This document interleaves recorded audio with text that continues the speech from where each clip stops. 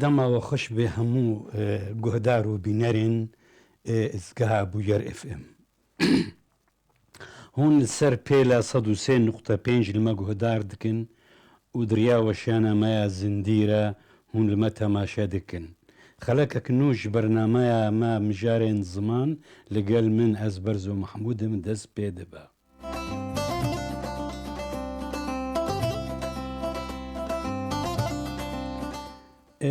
جارەکە دندەم باش مژارە خەلەکە مە یا vê heftiyê rêzmanên destpêkê beşa duwem berînha berî di heftiye em li ser rêzmanên kurmancî êzarê kurmancî bêhtir em li ser rêzmana Celadet Bedirxan hinekî rawistiyan em dixwazin di vê xelekê de hin agahî بۆ نمونە رێزمان یعنی یەکەم پرتووکە رێزمان کامیران بەدەرخان بوو بڕاستی نە ئاجەلادەت بوو ji ber کامیران 1980 de çap kiriye ev pirtûk li Şamê çap kiriye beşek jê li ser rêzmane li ser rêzmana kurmancîye têda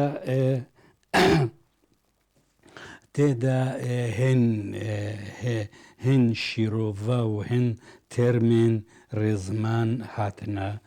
pê Kamiran Bedirxan di rûpelê 25 ta 29 Doktor Kamiran Bedirxan di vê pirtûkê de nivîsiye navê pirtûkê bixwe Kamiran Bedirxan rêzana zimanê Kurdî rêzana zimanê Kurdî ev navê wê ye bes di beşekî jê li ser rêzman bingehîna rêzmana Kurdiya têde Kamiran Bedirxan birastî ya meselen ewil destpêkê dibe zimanê yani Kurdî zimanê med û avêstayî ye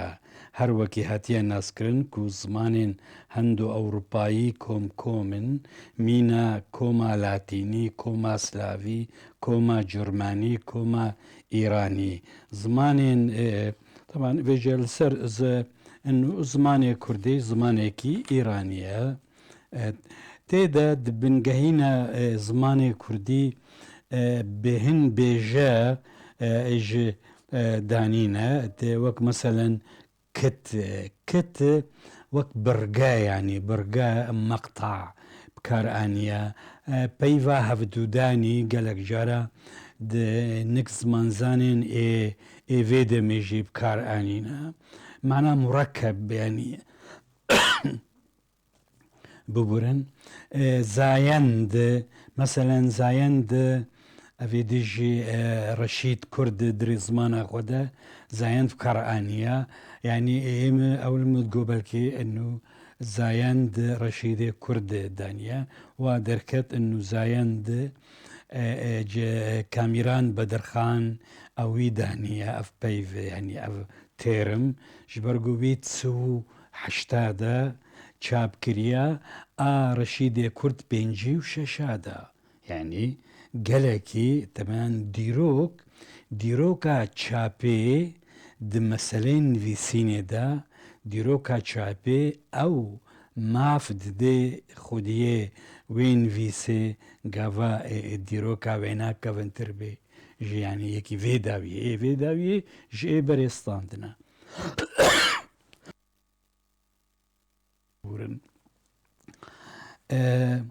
دفر دا مثلا انا دهن شیروڤەیە توازم هین شیروڤەیەن کامیران بەدرخان دبڕاستی هین شیرۆڤە ئەس بینم yani درستە لێ ئەمە نزیکیەن وەک عەرەبیژی ئەم بێژن مبتەدا و خەبەر مثلا دەبێ تێدا مثلا وەک هەڤۆک دەژێر بێژێ هەڤۆک yani جملە ئانیە دەبێ تەمۆ چوو وەک هەڤۆک تەمۆ چوو تەمۆ الجمع تمو كردايا يعني الفر كردا شلو تحليل زمان اناليز كرنا زمان تدي افجي قفاد بي ام دبي يعني مبتدا او خبر بعربي انجليزي دبي subject و predicate يعني د كردي دا لنك بدر خان مثلا كاميران كردا و بيور بكار انيا ام نا يعني نرخاندن ام ناكن بس ام هناك شيروفا ج آگاهین و نویسینین ین رزمانین دەستپێکێ يعني رزمانین دەستپێکێ تدی شێوەیەکی کلاسیکی بوو بڕاستی هیچ زمان ناسی تێدا نەهەوقا خورد بوو يعني تشتن تێدا هەنام نکارن بێ نەزم يعني دووری زمان نەولویە لأما شێوەیە وێ دەمێ چ د عەرەبیدا چ حتا د ئوروپی دەژی يعني دوێ دەمات سو حەشتادا سو حشتا زمان ناسید أوروبا دا هناكي باش پێشکەتە بۆ بڕاستی مثلا پرتوکا سۆسێر ده 1913 دەرکەت بوو بەس هێ نهات بوو وەرگەڕاندن بە ئینگلیزی بە زمانی فەرەنسی دەرکەت د 13 دا ده 1950 دا يعني شێست کێم یەک ساڵ نو هاتە وەرگەڕاندن بە ئینگلیزی ji bo vêyekî jî zanibin û heta niha jî bi Kurdî nehatiye wergerandin ne bi kurman jî û ne bi soranî meselen di sih û sêya da 1933 di zimannasiya cîhanî de tedî Blomfield yekî bi nav û denga di sih û sêya de pirtûka wî ne derket pirtûkek bi rastî gelkî pêşketî ew jî taban nêzîkî a sosêre lê bi awakî şîrovetkê ne wek sosêr bêtir firatir şîrovekirinek firatir dike hin xalin li ser terkîz dike bê ne wek sosêr em nehatine taban em di nav herdûka de wek dibê berawirtkariyê bikin tenê înû çi înû pirtûkin di zimannasiya cîhanî de derketin ya bibirin ez hinkî nerhetim bi rastî ez mecbûrim ez bêjim ez hêvî dikim înû ez hinekî baştir bibim ji ber wilo jî bi rastî di heftiya min nikarî bû ez berdewam bikim di Kamîran Bedirxan wek me go'ane divir de hevok yani peyva hevok bikar aniye kirde û pêwer bikar aniye pîşe bikar aniye yani pîşe ew jî wek nêzîkî xeber yani kirineke wek çû xwar kenî yani bêhtir çi bi kirinê vêtê peyvek dî cem Kamîran mixwest ez bêjim divê derawa me bi rastî me rojê fêm dike wek îngilîzî dibê forum yani صيغة الكلمة شكل الكلمة صيغة أو جي فورمة بإنجليزي أو بكردي الجم كاميران أز يعني دبا وريام در آوا وفورمة هاتيا مثلا دبي هر وكي رنگ دا رنگ دا وقت صفة بكار آنيجي رنگ دا چلوبونا نافوكان شاني مددا چلوبونا وقت بعربي دبي كيفية نافوك وي نافوك بكار آنيا الاسم يعني نافوك جناف اوك بيفكريا نافوك جبوي وقت تيرمكي رزمان بكار آنيا يعني جدابي جناف يعني يكبي نافيتا چيا افتشتكا و ناف درزمان دا تدي بيفين زمان تينا دابشكرين لسر چند بشر لسر كاتيجوري يعني كاتيجوريين رزماني وك ناف كار تدي دبي ليكر ليكر جلالة بدرخان يعني فعل انجليزي فيرب ليكر جرد بيجن كار نها جرتي قوتنجي مبخوا كار بكار آنية 1900 سيادة لكولينا كمندا دقوفارا برسيدة جمارا دوا سيابو دقو مانتكم تدا مجارا يكي يعني يكم جار دو كرمانجي دا مهن تيرمين نو يعني مدانينا بنا بيتر كوري زانياري كرد وانا بكار آنين وما جزاري الصوراني براستي يعني جلالة بدرخان جي قالك تيرم جزاري الصوراني بكار آنين أفايا تشتكي قالكي باشا جي أزدبينم جبرگو طبعا چه آگرنگ جی تیدا پیوان هل بجارتن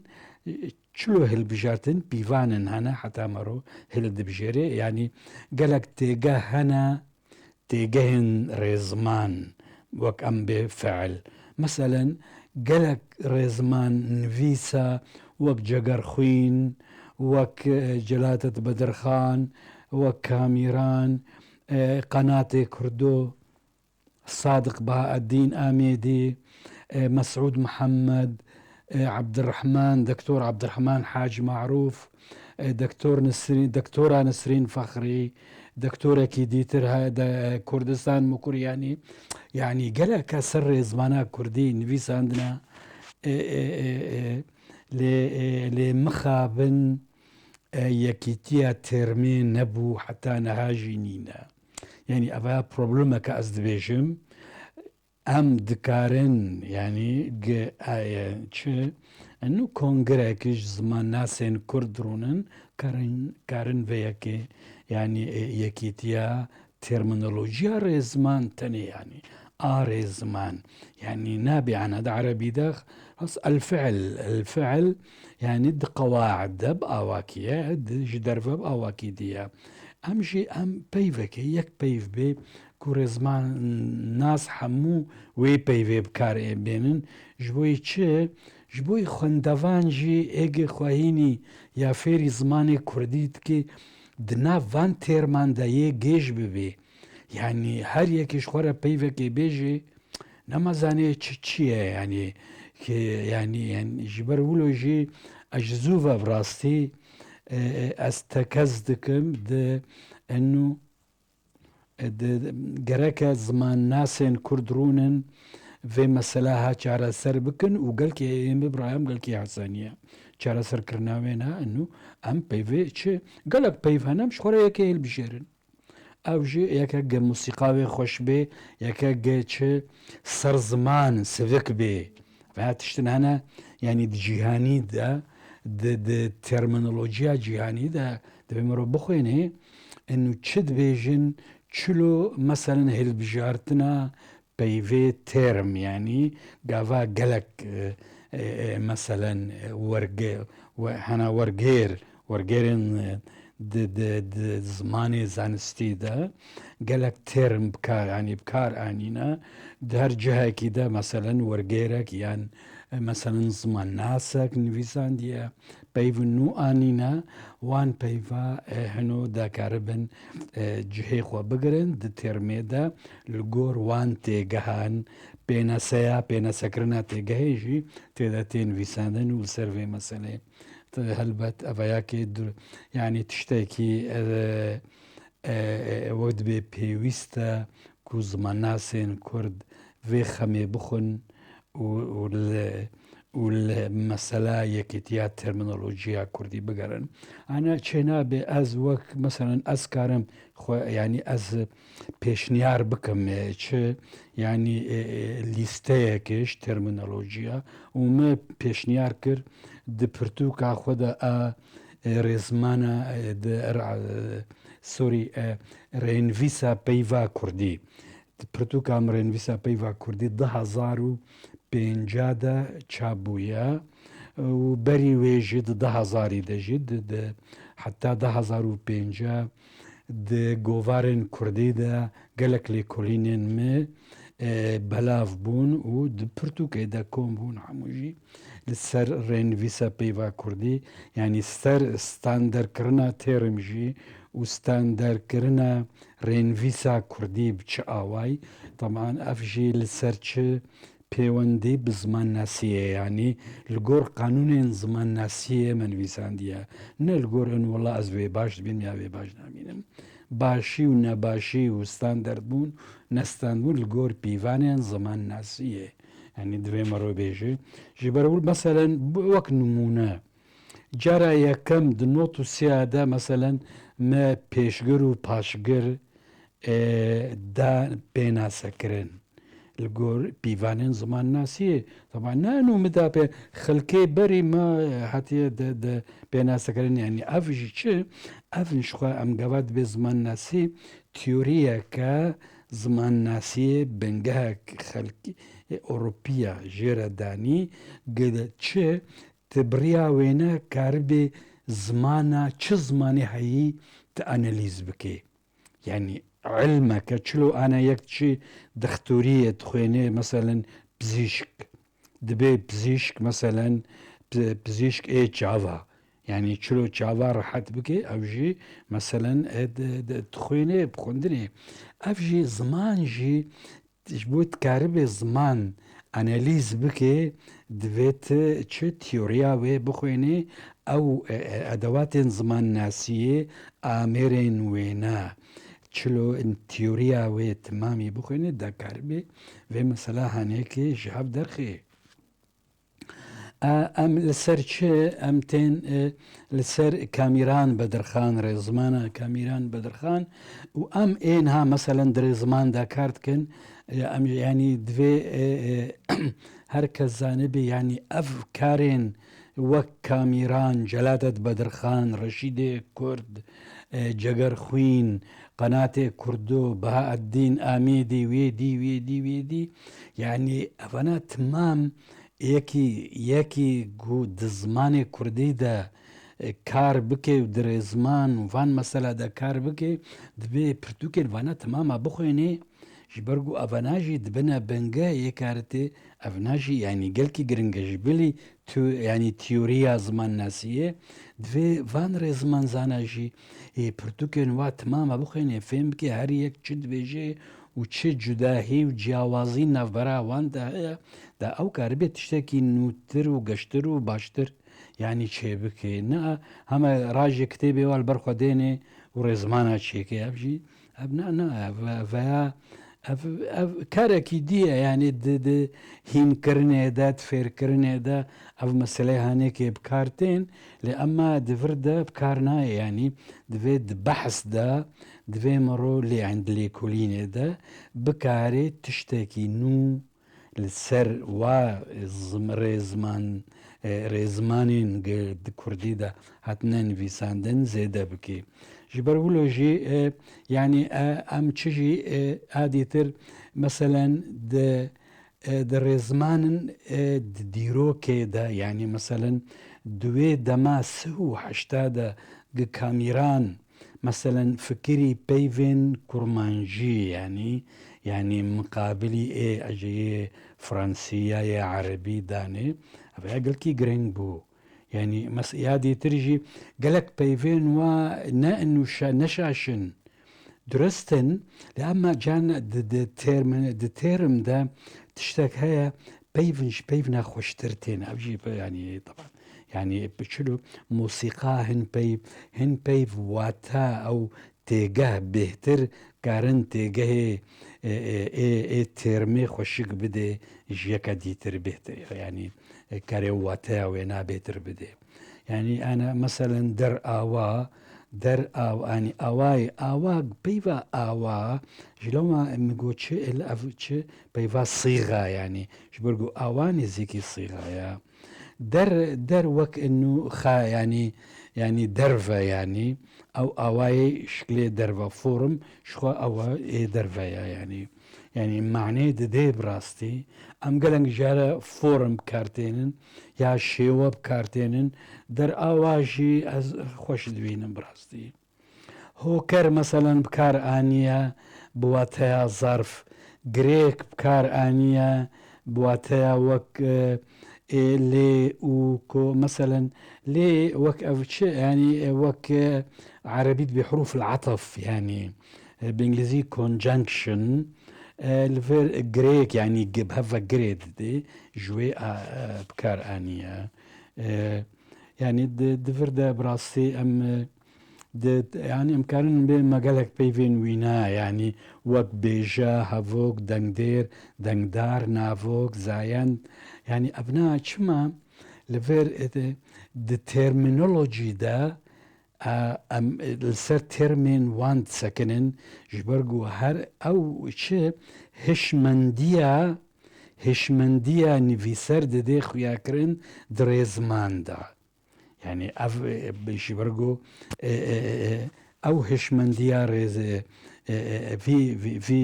في ريزمان نفيسيد دي يا في ريزمان زاني دي خويا كرين جلو ما ام سر ترمينولوجيا وات سكنن يعني دي برتوكاويجي بتشوك بو يعني هندكا براستي نوك جلالة بدرخان جلالة بدرخان د چلو یکیده د سپیکر د جمارة بیستو حفتاده يعني چلو یکیده يعني بدو ويدا بسي چار صالة يعني د سپیکر رزمان براسي خوشك النفيسان جلالة بدرخان قالي قهدارة ام قهشتن داوية في خلقي يا في مجاري حتى مجارك ديتر خلقك ديتر هون خير وخشية دمينن